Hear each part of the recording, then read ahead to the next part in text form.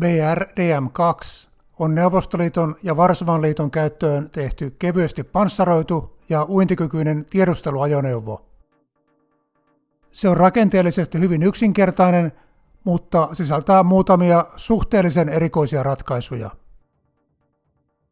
Yli 50 maata on operoinut BRDM-2 ja alustalle on tehty lukematon määrä erilaisia päivityksiä ja muunnoksia.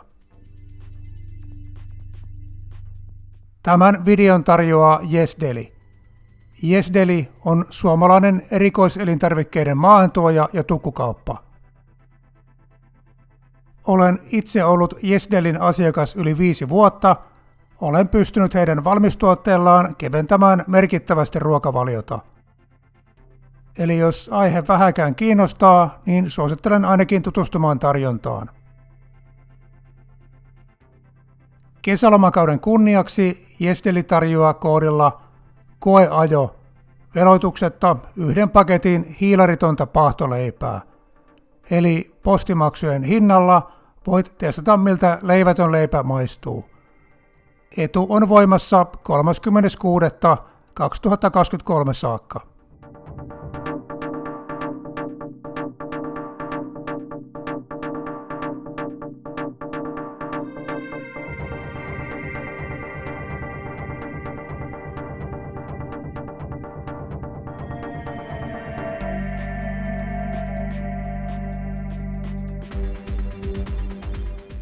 Jälleen kerran kiitokset Milsafarille, että päästiin suorittamaan koeajo heidän kalustollaan.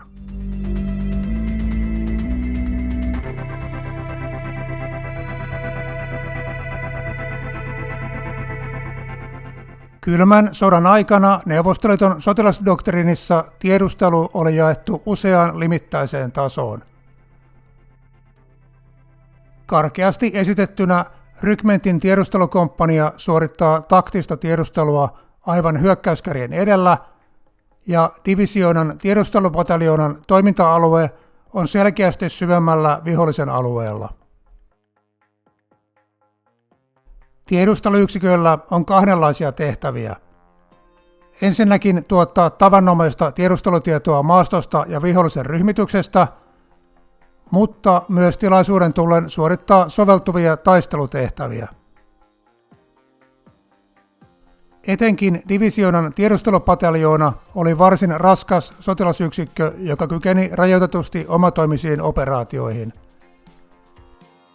Pataljoonaan kuului tiedustelukaluston lisäksi jopa panssarivaunuja ja tulitukiyksiköitä. 1960-luvun alkupuolella palvelukseen tullut BRDM-2 oli suunniteltu tarjoamaan joustavuutta tiedustelutoimintaan. Sen suunnittelussa on tehty käyttötarpeen vaatimia selkeitä valintoja liikkuvuuden eduksi. BRDM-2-nimi on karkeasti käännettynä lyhennesanoista taistelu, tiedustelu, partioajoneuvo. Se kuvaa varsin hyvin ajoneuvon päätehtävää. BRDM on perusrakenteeltaan varsin yksinkertainen ja edullinen valmistaa.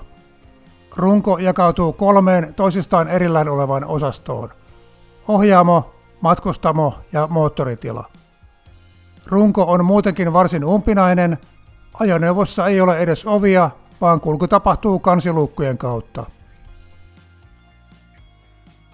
Järjestely on käytettävyyden kannalta maksimaalisen hankala, mutta tarjoaa varsin kustannustehokkaasti tukevan rakenteen ja lisää selviytymiskykyä. Jos konetilaan tai jompaan kumpaan miehistötilaan tulee läpäisy, niin osastoinnin ansiosta osa miehistöstä saattaa selviytyä. Suljettu laatikkomaisuus mahdollistaa myös NBC-suojauksen. Miehistötila voidaan ylipaineistaa ja ilma pumpataan sisään ilmanpuhdistimen kautta. BRDM-2 on tarkoitettu selviämään 3. maailmansodan sotatantereelta, missä taistelukaasut ja taktiset ydinaseet olisivat olleet vakiokalustoa. Miehistö voi operoida vaunun kaikkia toimintoja täysin sisätiloista. Se on sitten eri asia, kuka haluaisi tulla sulituksi päiväkausiksi tällaiseen koirankoppiin. Muu yleinen varustelu vastaa sen aikaista neuvostoteknologiaa. Rengaspainetta voidaan säätää ohjaamosta, Vincin teho riittää hinaamaan toinen PRDM pois ojasta ja infrapuna-valonheittimet mahdollistavat alkeellisen yötoimintakyvyn. PRDM-2 on kokonsa nähden raskaasti aseistettu. Torniin asennettu 14,5 mm raskas konekivääri ja rinnakkainen 7,62 mm tornikonekivääri tarjoavat tulivoimaa. Silti PRDM-2 ei ole tarkoitettu taistelemaan, vaan varustelu tarjoaa lähinnä kyvyn irrottautua kahakasta. Sen ohut panssarointi suojaa lähinnä käsiaseita ja ei liian lähelle tulevaa tykistövaikutusta vastaan. Paras omasuoja on pysyä piilossa, hyödyntää nopeutta ja tarjota viholliselle mahdollisimman vaikea maali.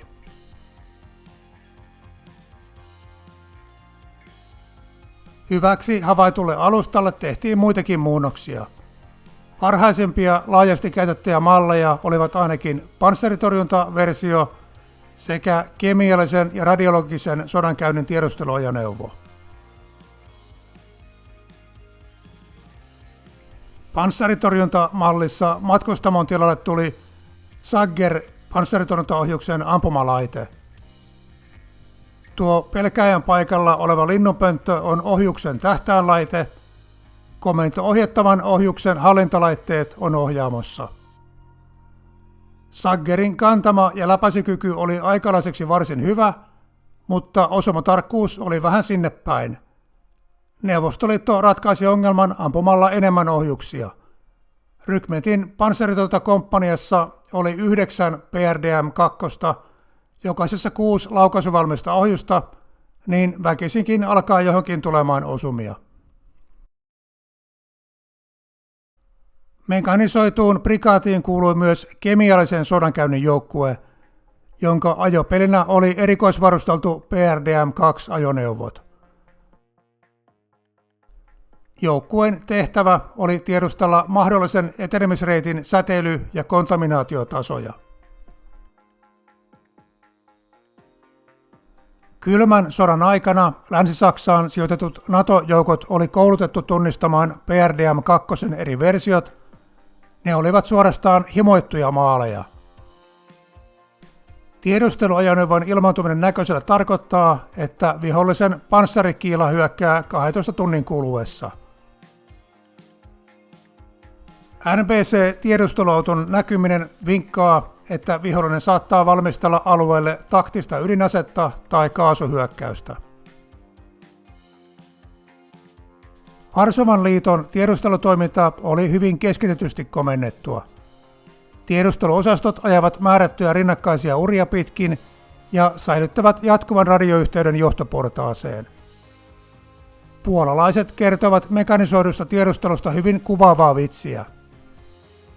Komppanian päällikkö lähettää tiedustelujoukkueet etenemään 3 rinnakkaista tietä pitkin.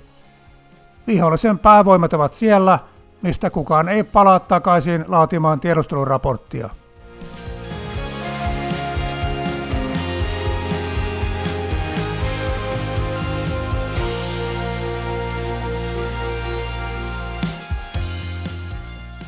Ollakseen näin tavanomainen sotilasajoneuvo, niin tästä löytyy muutamia silmiinpistäviä erikoisuuksia. Näkyvin erikoisuus on nuo alaslaskettavat mahanrenkaat. Rengasajoneuvo ei pärjää maastoliikkuvuudessa telaketjuvehkeelle. PRDM-2 tätä puutetta on kierretty ylimääräisillä apupyörillä. Nuo periaatteessa auttavat, kun täytyy ylittää vaikkapa oja, pommikuoppa tai 1000 päreeksi ammutun kaupungin rauniot. Normaalilla tiellä ajettaessa maharenkaat nostetaan hydraulisesti ylös rungon sisään. Maharenkaisiin voi kytkeä myös ketjuvedon. Apupyörien toiminnasta on ristiriitaisia kokemuksia. Haastateltu konkari kertoi, että hänen mielestä ne oli täysi turhake, mutta hänen joukko-osastossa oli ollut kuskeja, jotka tykkäsivät kovasti ylimääräisestä ylityskyvystä.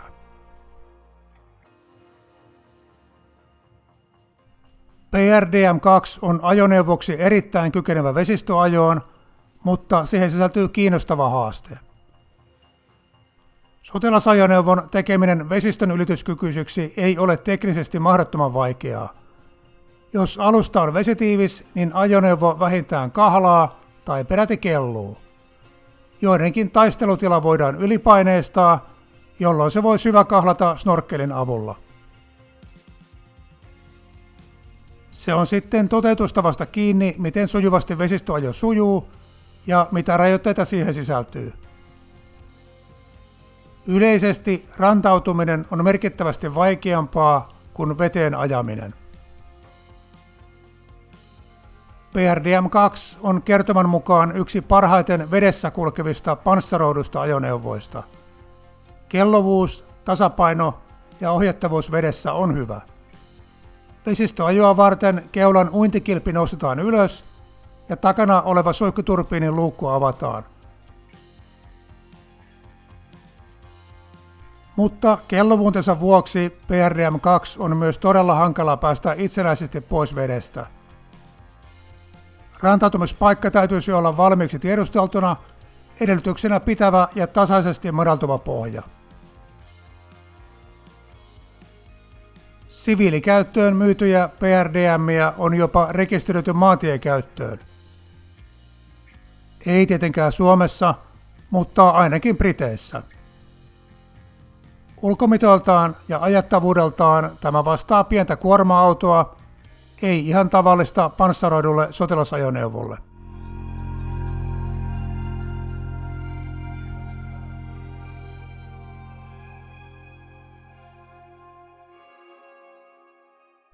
Tämä koeajolla ollut Milsafarin PRDM2 ei ole varsinainen tiedusteluajoneuvo, vaan panssaritorjuntaan tehty muunnos. Samaten tuo muutamassa videoklipissä vilahtava Lola on kemiallisen ja radiologisen sodankäynnin tiedusteluajoneuvo. Itse ajoneuvo on kuitenkin oleellisesti samanlainen kuin perus PRDM2. Milsafarit on tämän ostanut vasta hiljattain. Se vaatii vielä perushuollon ja jotakin pientä säätöä ennen kuin tulee varsinaiseen asiakaskäyttöön. Esimerkiksi koeajolla vaihdettiin akku ja moottori kävi hyvin epätasaisesti. Tulipa huomattua, että kaukana takatilassa oleva moottori on hankala, jos ajajan täytyy yrittää kuulostella moottorin käyntiääniä.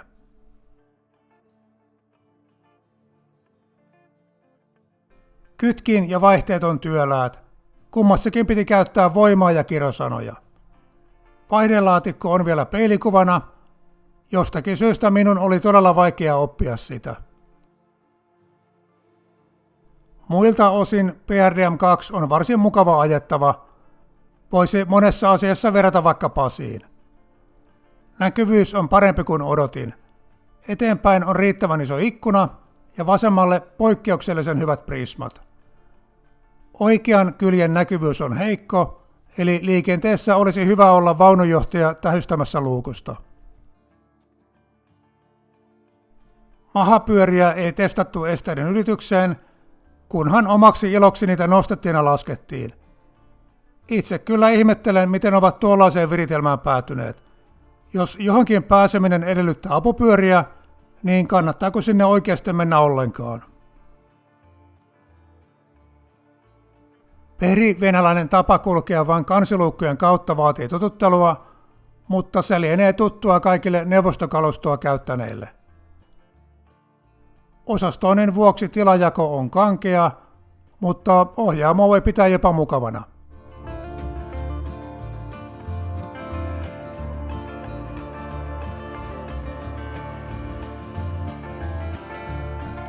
Itselle tuli mielikuva, että PRDM2 on jotenkin ristiriitainen ajoneuvo. Ihan kun speksejä olisi muutettu lennossa muutaman kerran. Se on rakenteellisesti yksinkertainen ja edullinen sarja valmistaa, mutta sitten siihen on lisätty tarpeettoman monimutkaiset vetävät maharenkaat ja varsin tehokas vesipropulsiosysteemi. PRDM2 on nelirinkaiseksi maastoautoksi iso, mutta maastokuorma-autoksi tai miehistönkuljetusajoneuvoksi pieni. Maastokelpoisuuteen on panostettu. Maavara, säädettävä rengaspaini ja apupyörät. Mutta ajoneuvo on niin korkea ja yläpainoinen, että 20 asteen sivukallistus aiheuttaa jo lievän kaatumisvaaran. Panssaroitu, mutta parhaimmillaankin tarjoaa suojaa vain hyvin kevyttä tulitusta vastaan. Kohtuullisen nopea, mutta jää jälkeen henkilöautolle kaikilla nopeuksilla. Ei varsinainen taisteluajoneuvo, mutta 14,5 millin konekivääri on tehokas ase. Voi kuljettaa miehiä tai rahtia, mutta ei kovin paljoa eikä kovin mukavasti.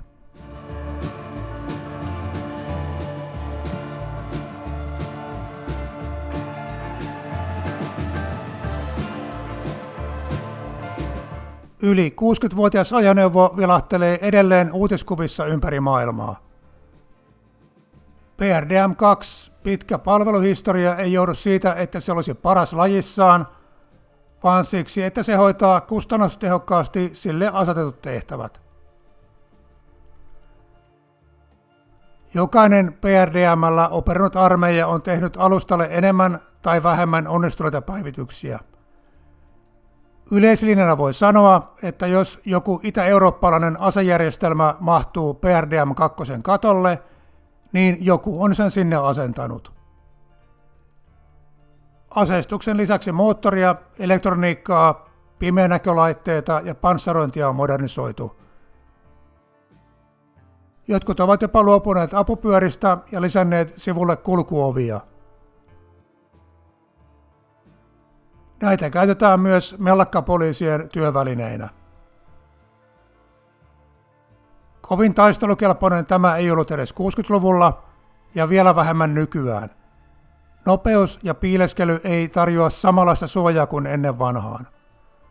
Taistelukenttä vilisee lämpökiikareita, droneja ja vakautettuja konetykkejä, jotka tekevät hetkessä hakkelusta PRDM2 kaltaisista ajopeleistä.